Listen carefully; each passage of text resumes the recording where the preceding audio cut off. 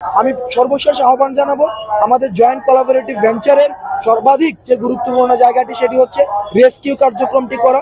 কারণ ফেনীতে যে বন্যা পরিস্থিতির সৃষ্টি হয়েছে সেটি আমাদের পূর্ব অভিজ্ঞতা নেই, আমাদের যারা তিন বাহিনীরও রয়েছে যারা তাদেরও পূর্ব অভিজ্ঞতা নেই। সেই জায়গা থেকে আমাদের সবারই প্রয়োজন বর্তমানে রেস্কিউ কার্যক্রম করা। ফেনী জেলা প্রশাসক, নোয়াখালী জেলা প্রশাসক কাছে আমাদের আহ্বান থাকবে, আপনারা যেই জায়গাগুলোকে আপনারা আশ্রয়স্থল হিসেবে ঘোষণা করেছেন সেটিকে আপনারা মাইকে ঘোষণা করে দিন, যাতে করে যারা শহরমুখী হয়েছে শহরমুখী হয়ে গিয়ে যেন তারা হচ্ছে আশ্রয়স্থলগুলোতে উঠতে পারে।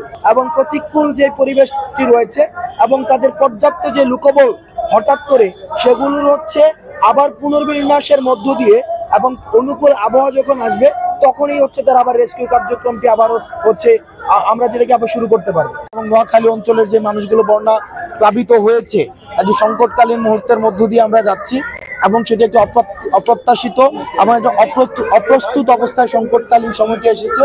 এবং আমাদের এই গণত্রাণ যেটি আমরা আজকে সংগ্রহ করতে পারবো সেটি এখন প্যাকেট হচ্ছে এবং কিছুক্ষণের মধ্যে আমরা ধাপে ধাপে সেগুলোকে আমরা হচ্ছে বন্যা কবলিত এলাকাগুলোতে আমরা পাঠিয়ে দিচ্ছি। আমরা জানি এখন বর্তমানে এই গণত্রাণ যতটা না প্রয়োজন তার চেয়ে বেশি প্রয়োজন হচ্ছে রেস্কিউ। আমরা দ্রুততম সময়ের মধ্যে আমরা কথা বলছি, আমাদের তিন বাহিনীর যেই সমন্বিত টিমের সাথে আমরা কথা বলছি। ইতিমধ্যেই আমাদের রেস্কিউ কার্যক্রম শুরু হয়েছে, কিন্তু এই অপ্রত্যাশিত যে সংকটটি সৃষ্টি হয়েছে এই সংকটটি সমাধানের জন্য আমাদের কখনোই ব্যক্তি জায়গা থেকে অথবা শুধুমাত্র তিন বাহিনীর যেই উদ্যোগ রয়েছে সেটি সম্ভব নয়। আমাদের সমন্বিত যেটাকে আমরা জয়েন্ট কোলাবোরেটিভ ভেঞ্চার বলি, অর্থাৎ সবার একত্রে আমাদের এই রেস্কিউ কার্যক্রমে অংশগ্রহণ করতে হবে।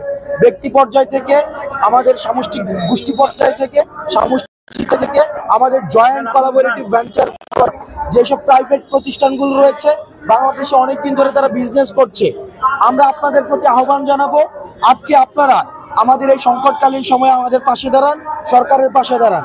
কারণ আমরা দেখছি এই অন্তর্বর্তীকালীন সরকারটি নতুনভাবে গঠিত হয়েছে এবং এই সরকারটিকে আমরা আমাদের জায়গা থেকে ব্যক্তি পর্যায় থেকে প্রাইভেট পর্যায় থেকে এবং বিভিন্ন যে প্রতিষ্ঠানগুলো রয়েছে এই প্রতিষ্ঠান পর্যায় থেকে আমাদের এই সরকারকে সহায়তা করে আমাদের যেই আজকে দেখছি বিভিন্ন জায়গায় এবং কুমিল্লাতেও আমি বিভিন্ন এলাকা থেকে খবর আসছে সেই এলাকাগুলো প্লাবিত হচ্ছে। আমরা চাই আমাদের পার্বত্য চট্টগ্রামে, আমরা দেখেছি সিলেটে, আমাদের ইতিমধ্যে আমাদের যে পাহাড়ি যে অঞ্চলটা রয়েছে ওই পাশের পার্বত্য চট্টগ্রাম, সিলেট, খাগড়াছড়ি ওই এলাকাগুলোও কিন্তু এখন ভালনারেবল হয়ে গিয়েছে। সুতরাং আমাদের যেই উত্তর